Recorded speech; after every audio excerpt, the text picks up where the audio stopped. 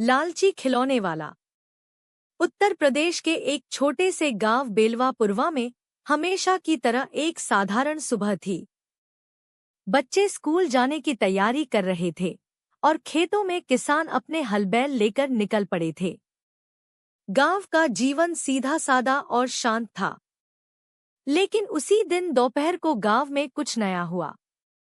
गांव की चौपाल पर एक ऊंची आवाज गूंजी, आओ बच्चों आओ, देखो जादुई खिलौने।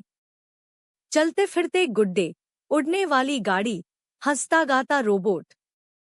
सभी बच्चे अपनी माएं और दादियों को छोड़कर दौड़ पड़े।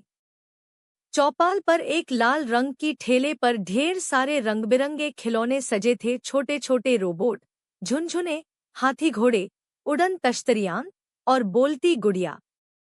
उस ठेले के पीछे खड़ा था एक लंबा दुबला पतला आदमी जिसकी आंखों में चालाकी और चेहरे पर मुस्कान थी।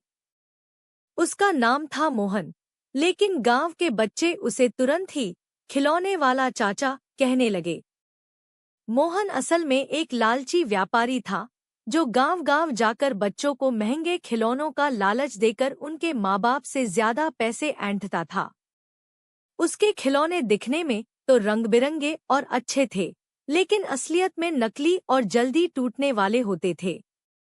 उसने बच्चों से कहा, ये खिलौने शहर में 200 रुपए के मिलते हैं, लेकिन मैं तुम्हारे लिए सिर्फ 100 में दूंगा। बच्चे तो खिलौनों पर लट्टू हो गए। कई बच्चों ने अपने गुल्लकों से पैसे निकाल लिए। जो पैसे नहीं ला सके, वे मचलने लगे। छोटू, जो गरीब हरिजन परिवार से था, माँ से बोला, अम्मा, मुझे वो हंसने वाला गुड्डा चाहिए। अम्मा ने जवाब दिया, बेटा, पैसे नहीं हैं। अगले मेले में ले दूंगी। लेकिन छोटू रोता रहा। खिलौने वाला ये सब देख रहा था।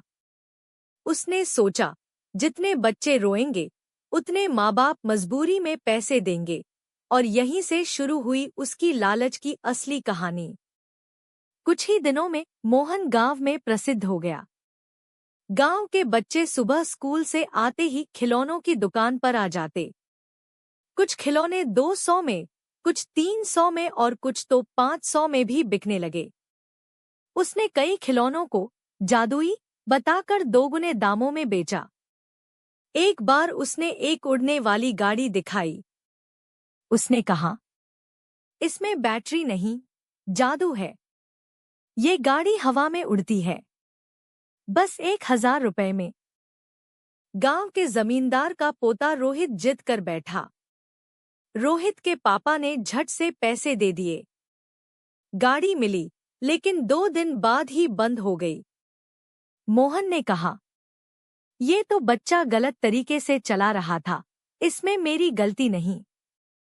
धीरे धीरे गांव वाले समझने लगे कि ये खिलौने दिखने में अच्छे हैं, लेकिन टिकते नहीं। एक दिन छोटू स्कूल से लौटा और देखा कि उसके दोस्त केसरू की बोलने वाली गुड़िया खराब हो गई है। उसे याद आया कि 2 दिन पहले मोहन ने कहा था, ये गुड़िया कभी खराब नहीं होगी, इसका वारंटी है। छोटू ने ठान लिया कि अब वह इस लालची खिलौने वाले की पोल खोलेगा। वो चुपचाप एक दिन मोहन के ठेले के पीछे छिप गया। उसने देखा कि मोहन पुराने और टूटे हुए खिलौनों में नई रंग-बिरंगी कवरिंग चढ़ा रहा है और उन्हें नया बताकर बेच रहा है। छोटू भागा और सीधे सरपंच चाचा के पास पहुंचा।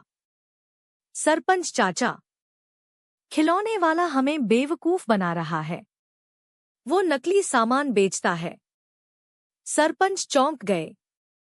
उन्होंने पंचायत बुला ली। गांव की चौपाल पर सभी इकट्ठा हुए। मोहन को बुलाया गया। सरपंच ने पूछा, मोहन, तुम्हारे खिलौने 2 दिन में टूट क्यों जाते हैं? मोहन झूठ बोलने लगा। बच्चे सही से खेलते नहीं, इसलिए खिलौने टूट जाते हैं। तभी छोटू ने सबके सामने एक वीडियो दिखाया जो उसने मोबाइल से छिपकर रिकॉर्ड किया था, जिसमें मोहन खिलौनों को रंग चढ़ाकर नया बनाते हुए दिख रहा था। सभी लोग भौचक्के रह गए। औरतें चिल्लाने लगी, हमसे धोखा किया, बच्चों की खुशियों से खेला। सरपंच ने गुस्से में कहा, मोहन, तुम्हें तुरंत गांव छोड़ना होगा और बच्चों के पैसे लौटाने होंगे, वरना पुलिस बुलानी पड़ेगी। मोहन घबरा गया। उसने कांपते हुए कहा, माफ कर दो साहब। लालच ने अंधा कर दिया था। मोहन को गांव से निकाल दिया गया। जाते जाते उसने कई बच्चों को उनके पैसे लौटाए, लेकिन अपनी इज्जत खो बैठा। गांव वालों ने तय किया कि अब गांव में कोई भी व्यापारी बिना पंचायत की इजाजत के कुछ नहीं बेच सकता। छोटू को सभी ने शाबाशी दी। सरपंच चाचा ने कहा, छोटू जैसे समझदार बच्चों के कारण ही गांव का भला हो सकता है। छोटू की मां की आंखों में गर्व के आंसू थे। कुछ दिन बाद गांव के स्कूल में एक सभा हुई, जिसमें मास्टर जी ने बच्चों से कहा, बच्चों, इस कहानी से हमें यह सीखने को मिला कि लालच बुरी बला है। जो दिखता है वो हमेशा सच नहीं होता। हमें सच्चाई की पहचान करनी चाहिए। और सबसे जरूरी, अगर कुछ गलत हो रहा है तो हमें चुप नहीं रहना चाहिए। सभी बच्चों ने तालियां बजाईं। छोटू अब गांव का हीरो था। उसका नाम अब सच्चाई वाला छोटू पड़ गया। लालच के कारण कोई भी व्यक्ति कितना भी चालाक हो, अंत में उसकी पोल खुल ही जाती है। सच्चाई और समझदारी से बुराई पर विजय पाई जा सकती है।